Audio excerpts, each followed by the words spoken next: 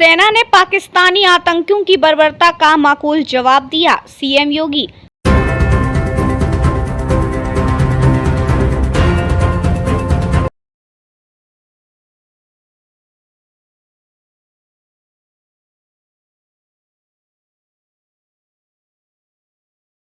लखनऊ में महाराणा प्रताप की जयंती पर सीएम योगी आदित्यनाथ ने कहा कि सेना ने पाकिस्तानी आतंकियों की बर्बरता का माकूल जवाब दिया है, जिससे आज पाकिस्तान दुनिया के सामने बेनकाब हो रहा है। पाकिस्तान अभी भी बेशर्मी कर रहा है। आतंकियों के जनाजे में पाकिस्तानी सेना की भागीदारी से वह और भी बेनकाब हो रहा है। सीएम योगी ने कहा कि हमें सेना के मनोबल को बढ़ाना है और सुरक्षा बलों के साथ खड़े होना है। भारत हर हाल में विजयी है और आगे भी विजयी होगा। हम सब जानते हैं कि 9 मई 1540 को राजस्थान की वीर भूमि में महाराणा प्रताप का जन्म हुआ था। मात्र 27 वर्ष की उम्र में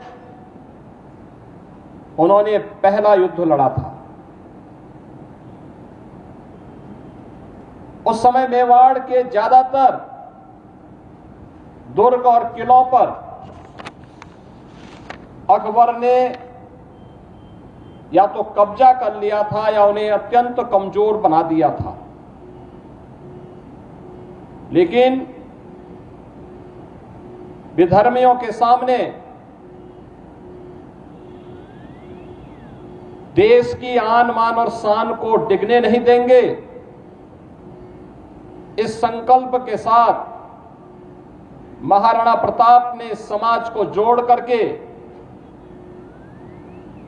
भील, मीणा और उस समाज के अंतिम पायदान पर बैठे हुए वनवासियों को, गिरवासियों को, समाज के प्रत्येक तबके को जोड़ करके उन्होंने जो लड़ाई लड़ी, हल्दी घाटी के रूप में 1576 में लड़ी गई वह ऐतिहासिक लड़ाई, और उसके उपरांत जो भी युद्ध उन्होंने उस कालखंड में लड़े थे, सब में विजय प्राप्त करते हुए अंततः अकबर को पराजित करते हुए अपने सभी दुर्ग और किलों को वापस लेकर के उन्होंने भारत के आन मान और शान की रक्षा की थी। इसके लिए उन्हें लंबे समय तक जंगलों में भी दर दर की ठोकरें खाने के लिए, घास की रोटी तक खाने के लिए मजबूर होना पड़ा था। लेकिन वह कालखंड था संगठन का। देश की सैन्य शक्ति को मजबूत बनाने का उन्होंने प्रखरता के साथ इस कार्य को किया।